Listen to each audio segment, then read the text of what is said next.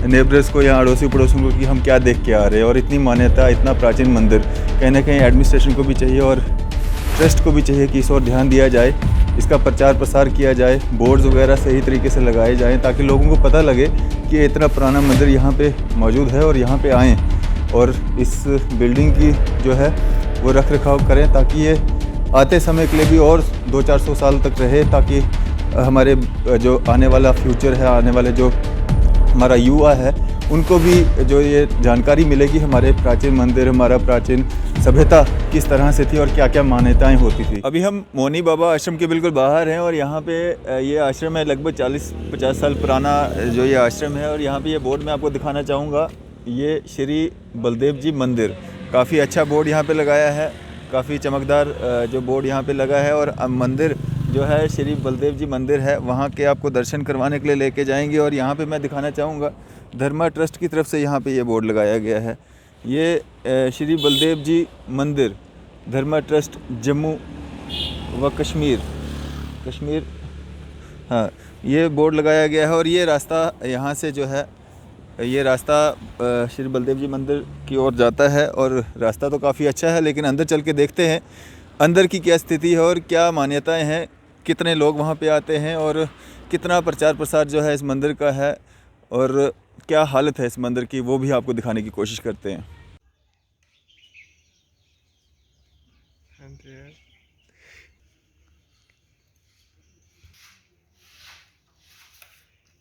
मुझे आती होती, तुम तो जानो मेरी। आज हम जम्मू में स्थित उत्तर भारत का पहला मंदिर श्री बलदेव जी मंदिर धौंथली ढक्की जम्मू में लेके आए हैं और इसकी हालत आपको बताएंगे, जो काफ़ी प्राचीन मंदिर है। हमारे साथ यहाँ पे प्रतीक रैना जी मौजूद हैं। प्रतीक जी, क्या कुछ जानते हैं आप इस मंदिर के बारे में और क्या मान्यताएं हैं और किस तरह की स्थिति आज की डेट में अगर इसकी हम देखें क्या स्थिति है? देखिए, ये उत्तर भारत का एक पहला एकमात्र मंदिर है जो जम्मू में विराजमान है। ऐसे नहीं, जम्मू को मंदिरों का शहर कहा गया है। इसी प्राचीन ऐतिहासिक मंदिरों से हमारे शहर की पहचान है। लेकिन इस शहर में जिस मंदिरों की जो हालात आप देख सकते हो, इतना भव्य मंदिर है ये और पूरा उत्तर भारत में पहला है। और इस मंदिर में बलदेव जी मंदिर कहा जाता है, इन्हें बलराम मंदिर भी कहा जाता है, इन्हें दाऊ मंदिर भी कहा जाता है। और इस मंदिर में ये राजा साहब ने ये इमारतें बनाई थी, जो श्रद्धालु एक रास्ते से राजा मंडी की ओर जाते थे। ये रास्ता था, यहाँ पे श्रद्धालुओं के लिए रास्ता बनाया गया था, रहने की व्यवस्था की गई थी, कुआं रखा था। लेकिन इसकी देखभाल क्यों नहीं की जा रही? ये देखिए, कुआं था वहाँ पे। और ये चक्की मैं आपको दिखाना चाहूँगा, जहाँ पे पहले ज़माने में आटा पीसा जाता था, इस चक्की पे। ये चक्की है जी बिल्कुल, ये चक्की थी, इसमें आटा पीसा जाता था। और या मतलब श्रद्धालुओं की रहने की व्यवस्था थी। लेकिन इस बिल्डिंग में आप देख सकते हो लिखा हुआ है दिस बिल्डिंग इज़ अनसेफ। ये बिल्डिंग कभी भी, इमारत कभी भी गिर सकती है। लेकिन इसकी रिपेयरिंग वगैरह कुछ नहीं की गया कि इसके काम वर्क क्यों नहीं किया जाए। ये रूम्स मतलब रहने के लिए थे? ये लोग रह रहे हैं इधर। अच्छा। जो धर्मा ट्रस्ट के इधर लोग रहते हैं, किराया देते हैं, किराए पर लोग रह रहे हैं।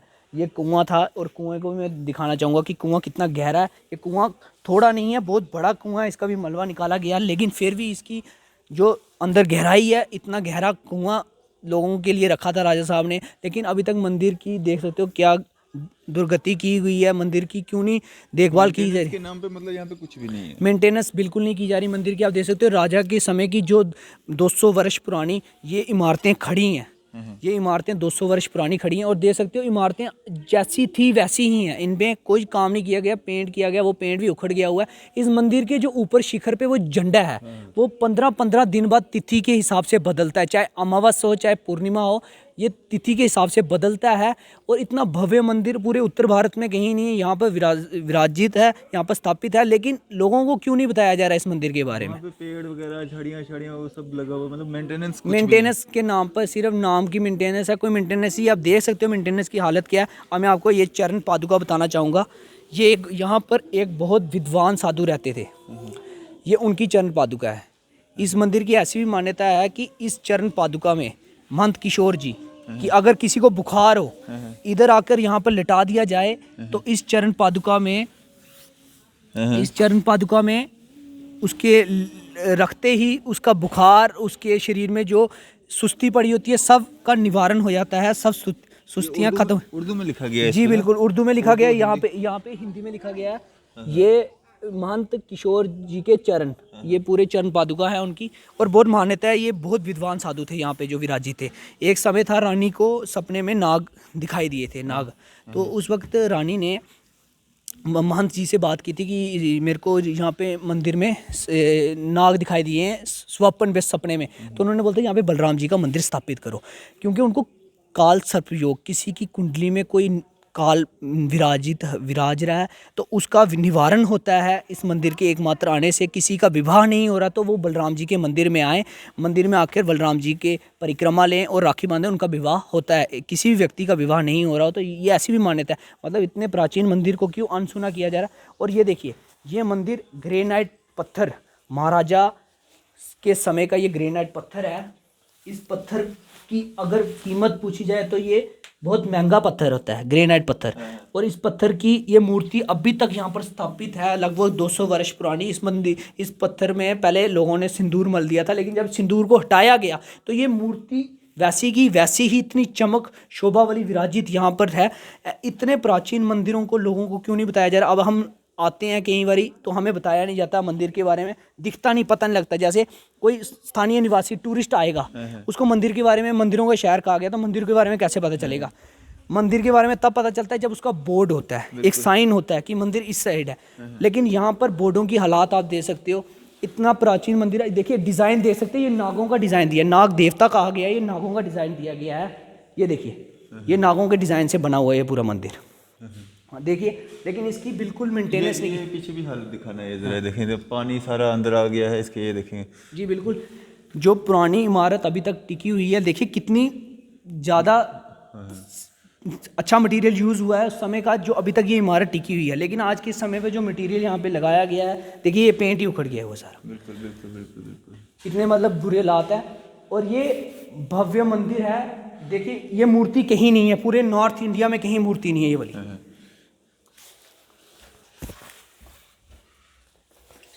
ये मूर्ति कहीं नहीं है। इस मूर्ति के ऊपर नाग बैठे, नाग हैं, शेष नाग हैं, 9 सिर वाले।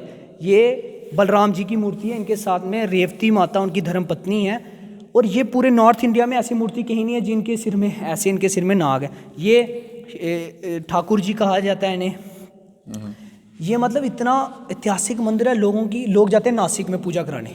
इधर आने से ही काल सर्प योग का विनाश हो जाता है। लोग इतने पैसे खर्च के इतने दूर जाते हैं, लेकिन मंदिर में, जम्मू में ऐसे मंदिर हैं जहाँ पर एकमात्र आने से आपको उपाय होगा। ऐसा कहा जाता है कि अगर इधर शत्रु आप पर हावी है, आप शत्रु के डर से घर पर बैठे हुए हैं, डर है आपको, तो इधर मंदिर में आने से बल देवता कहा जाता है, जोर वाला जो काम है आपका वो निकलता है। माथा टेकने से, मातर से ही शत्रु का विनाश होता है, उसको हानि होती है, उसको कुछ ना कुछ हानि हो जाएगी, आप बलवान हो जाएगी, आपके जो कष्ट होंगे उसका निवारण होगा। ऐसा प्राचीन ऐतिहासिक मंदिर, और इतनी पुरानी पेंटिंग्स देख सकते हो आप। अभी तक इसकी मेंटेनेंस की जाए तो ये मंदिर इतना पुराना ऐतिहासिक, ऊपर देखिए आप यहाँ पे इसकी पेंटिंग्स हैं, ये जो पेंटिंग्स अभी तक मतलब स्थापित है। बहुत मान्यता है इस मंदिर की। और प्राचीन मंदिरों के हमारी शोभा तभी बढ़ती है जब यहाँ पे श्रद्धालु भक्तजन आएंगे, लोगों को यहाँ पे आएँ, देखें और लोगों को अवगत कराया जाए, इसका प्रचार प्रसार किया, जितना हो सके इसका प्रचार प्रसार किया जाए तो मंदिर के बारे में लोग जानेंगे। तो ये जो धर्मा ट्रस्ट के अंडर आता है, धर्मा ट्रस्ट इसको क्या सीरियसली नहीं ले रहा है? देखिए, हमें धर्मा ट्रस्ट से बहुत सारी अपेक्षाएं हैं, लेकिन वो कहीं ना कहीं अपेक्षाओं में अभी पूरे खरे नहीं उतर पा रहे हैं, क्योंकि जिस हिसाब की इसकी मेंटेनेंस होनी, जिस हिसाब की इसकी मेंटेनेंस बिल्कुल नहीं है। और जिस तरह से लोगों का आना, क्योंकि भक्तों के आने से ही भगवान प्रसन्न होगा, भगवान प्रसन्न होगा तो मंदिर की शोभा बढ़ती है। अब शोभा तभी बढ़ेगी जब भक्तजन श्रद्धालु यहाँ पर आएंगे, देख के जाएंगे। क्योंकि टूरिस्ट आते हैं, कटरा चले जाते हैं, रघुनाथ मंदिर से होते हुए निकल जाते हैं, लेकिन इन मंदिरों की तरफ क्यों नहीं लोग आ रहे। और जम्मू के जो डुग्गर प्रदेश के वासी होने के नाते ये सभी का कर्तव्य बनता है कि मंदिरों की पहचान, जिस शहर से हमारी पहचान है, उस मंदिरों में आएँ और उसको लोगों को जाने, इतिहास पहचाने। प्राचीन काल का इतना पुराना इतिहास रहा है इस मंदिरों का, क्यों यही मंदिर यहाँ विराजित क्यों हैं, पूरे उत्तर भारत में यहाँ स्थान क्यों है, ऐसी शक्तियाँ रही हैं तो भगवान यहाँ विराजित हुए हैं। तो लोगों को आएँ और इस मंदिरों के बारे में जानें, जितना हो सके मंदिरों के बारे में जानेंगे तो मंदिरों की शोभा बढ़ेगी। बिल्कुल। तो यहाँ पे पंडित जी भी हैं, पंडित जी से भी हम बात करने की कोशिश करेंगे। पंडित जी, क्या नाम है आपका? मेरा नाम पंडित राजपाल शास्त्री। राजपाल जी, क्या मान्यता है इस मंदिर की और कितने लोग यहाँ पे आते हैं जिनकी मनोकामनाएं पूरी होती हैं? मैं तो अभी कम से कम कोई 15 दिन हुए आए हुए, लेकिन जो हम सुनते हैं जी तो ये बलराम जी का मंदिर है।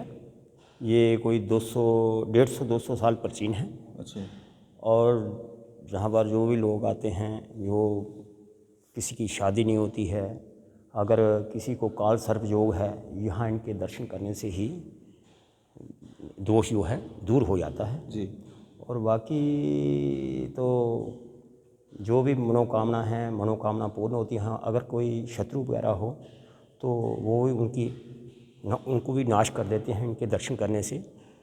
21 दिन जो है इनकी परिक्रमा जो है, 21 दिन जो है इनकी परिक्रमा लगातार की जाए जी तो आपका कार्य जो भी रुके हों वो सब पूर्ण हो जाते हैं।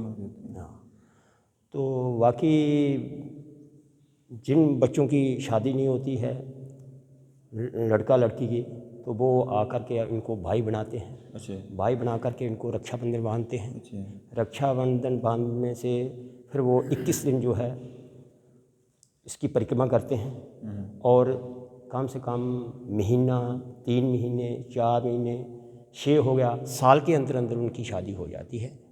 वो फिर आते हैं अपने, और भी सब लोगों को जब शादी हो जाती है तो सब लोगों को थोड़ा थोड़ा आगे बताते हैं, भाई वहाँ पर हम मन्नत मांगी थी, हमारी मन्नत जो है पूरी हो गई है। तो ऐसे थोड़े थोड़े लोग जो हैं आते हैं। ऐसा है कि लोगों को जानकारी नहीं है इस मंदिर की, बहुत कम जानकारी है। ये जो इमारतें जो बाहर से बनी हुई हैं इनकी काफ़ी जर्जर हालत है, दरारें पड़ी हैं, पानी अंदर आ रहा है, इस तरह की स्थिति है। कारण क्या है इसके पीछे की? कारण तो अब ट्रस्टी जाने। तो इन 15 दिनों में आपने यहाँ पे लोगों से, जो लोग यहाँ पे आ रहे हैं, बातचीत हो रही है, क्या कहना है उन लोगों का? इस मतलब बाहर का जो माहौल बना हुआ है, क्या उनको पता था या किसी से सुन के वो लोग यहाँ पे तक पहुँचे और अपनी मनोकामनाएं पूरी मतलब करवाई? जी मैं धार्मिक संगठन है जो जम्मू में स्थित धार्मिक संगठन है, धार्मिक लोग हैं, और जो लोग राजा साहब की छुट्टी की मांग करते हैं उन लोगों से भी मेरी अपील रहेगी कि अपने इतिहास को जितना हो सके जानकारी लोगों तक अवगत कराई जाए। और राजा साहब की जो धरोहरें हैं, इतनी पुरानी ऐतिहासिक प्राचीन चीज़ें हैं, उन चीज़ों के बारे में अवगत कराया जाए और इन चीज़ों का चिंतन किया जाए। क्योंकि इन चीज़ों का चिंतन नहीं होगा तो जिस शहर से हमारी पहचान है उस शहर का नाम खराब होता है। उस शहर से हमारी, क्यों मंदिर से हमारी पहचान है, तो हम मंदिरों में नहीं जाएंगे, पूजा पाठ नहीं करेंगे तो हमारे शहर की पहचान कहाँ रहेगी? और इतने क्यों यही मूर्तियाँ यहाँ स्थापित हैं, कहीं और भी हो सकती थी स्थापित, लेकिन हमारे शहर को वो मौका मिला, शक्तियों का वास है इस जगह, भगवान प्रसन्न है इन चीज़ों में, लेकिन भक्तजन क्यों नहीं आ रहे? क्योंकि अगर इस चीज़ों की पब्लिसिटी नहीं होगी तो लोगों को कैसे पता लगेगा? अभी बाहर बोर्ड लगे हैं, लोगों को पता ही नहीं है इस मंदिर में कैसे आना है। बलराम जी का मंदिर है, इतनी मनोकामनाएं पूरी होती हैं। लोग जाते हैं जी, नासिक चले गए, कहीं दूसरी जगह चले गए माथा टेकने के लिए, अगर जम्मू में ही आए, उनका काल सर्प योग का वास निवारण हो जाएगा तो और क्या चाहिए लोगों को जो इतने दूर दूर पैसा खर्च के जाते हैं। मैं यही अपील करूंगी माननीय एलजी साहब से। बहुत सरकारें आई हैं और बहुत गई हैं, लेकिन हमें माननीय एलजी साहब से बहुत उम्मीदें हैं कि इन मंदिरों के ऊपर ध्यान दिया जाए। जिस मंदिरों से हमारे शहर की पहचान है उस मंदिरों के ऊपर ध्यान दिया जाए और प्राचीन ऐतिहासिक चीज़ों से लोगों को अवगत कराया जाए। जितना हो सके इस मंदिर की प्रचार प्रसार किया जाए। धन्यवाद। उन लोगों को भी इस तरफ ध्यान देने की ज़रूरत है जो हिंदू मुस्लिम पे सियासत करते हैं। देखिए, वो एक अलग बात, अलग नहीं, अब सियासत तो कर लेते हैं, लेकिन इन चीज़ों की रख रखाव के लिए जिम्मेवारी तो कहीं ना कहीं उनकी भी बनती है, आवाज़ उठाना। जैसे आज आप आवाज़ उठा रहे हैं, अपना धर्म जो है वो निभा रहे हैं, वैसे उनका भी तो बनता है ना। देखिए, पॉलिटिक्स अपनी जगह करिए, पॉलिटिक्स अपनी जगह है, लेकिन मंदिरों के नाम पे पॉलिटिक्स नहीं करें। और मंदिरों के, जिस शहर से हमारे शहर का नाम पहचाना जाता है, उसके ऊपर सियासत किस बात की करनी है? मंदिरों में आएँ, माथा टेकें, भक्तजन आएंगे, भगवान प्रसन्न होगा तो 10 चीज़ें आपको देगा, तो आपकी मान्यताएं जो होंगी वो पूर्ण होंगी।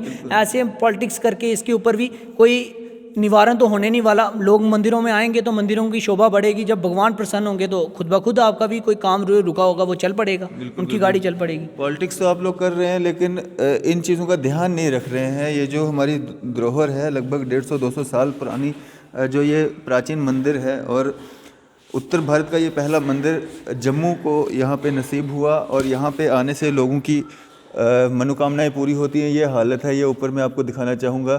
सारा जो पानी, जब बारिश आती होगी, ये जो बारिश के कारण ये सारा ख़राब हुआ है, बाहर अगर हम आपको बिल्डिंग दिखाएं इसकी, ये तो अंदर के दृश्य हैं, अगर बाहर हम आपको दिखाएंगे ये बिल्डिंग की हालत है, जो बाहरी जो कंडीशन है इस बिल्डिंग की, मतलब मेंटेनेंस के नाम पे यहाँ पे कुछ भी नहीं है। और यहाँ पे बोर्ड लगाए गए हैं कि ये बिल्डिंग्स जो हैं ये अनसेफ़ हैं। और इतने प्राचीन मंदिर अगर अनसेफ होने लगे तो फिर जो इतिहास है वो तो ख़त्म हो जाएगा अगर इसका ध्यान ना रखा जाए। और जो लोग सियासत करते हैं हिंदू मुस्लिम पे, मंदिर मस्जिद पे, उनको चाहिए कि ये जो मस्जिद मंदिर या ये जो धरोहर है, ये पुराने इतिहास हैं, इनको बचाने की भी जो है उस तरफ भी जो है ध्यान दें, कोशिश करें। यहाँ पे देखेंगे आप, ये बोर्ड लगाए गए हैं, पेंट से लिखा गया है कि दिस बिल्डिंग इज़ अनसेफ। ये बिल्डिंग अनसेफ है, ये भी इसी प्राचीन मंदिर का एक हिस्सा है और ये हालत है इस बिल्डिंग की। और बाहर से जब भी कोई टूरिस्ट या कोई आएगा भी यहाँ पे, फ़िलहाल तो लोगों को इस मंदिर के बारे में जानकारी ही नहीं है, आएंगे भी यहाँ पे लोग तो क्या देख के जाएंगे, क्या असर जो है उनका इस यहाँ से लेके जाएंगे, और क्या वहाँ पे कहेंगे अपने नेबर्स को या अड़ोसी पड़ोसियों को कि हम क्या देख के आ रहे हैं। और इतनी मान्यता, इतना प्राचीन मंदिर, कहीं ना कहीं एडमिनिस्ट्रेशन को भी चाहिए और ट्रस्ट को भी चाहिए कि इस और ध्यान दिया जाए, इसका प्रचार प्रसार किया जाए, बोर्ड्स वगैरह सही तरीके से लगाए जाएँ ताकि लोगों को पता लगे कि ये इतना पुराना मंदिर यहाँ पे मौजूद है और यहाँ पे आएँ और इस बिल्डिंग की जो है वो रख रखाव करें, ताकि ये आते समय के लिए भी और 200-400 साल तक रहे, ताकि हमारे जो आने वाला फ्यूचर है, आने वाले जो हमारा युवा है, उनको भी जो ये जानकारी मिले कि हमारे प्राचीन मंदिर, हमारा प्राचीन सभ्यता किस तरह से थी और क्या क्या मान्यताएं होती थी। इसी तरह की मज़ीद अपडेट्स के लिए आप देखते रहें न्यूज़ 4 इंडिया। मैं अरफाज अहमद, कैमरामैन शाहनवाज के साथ।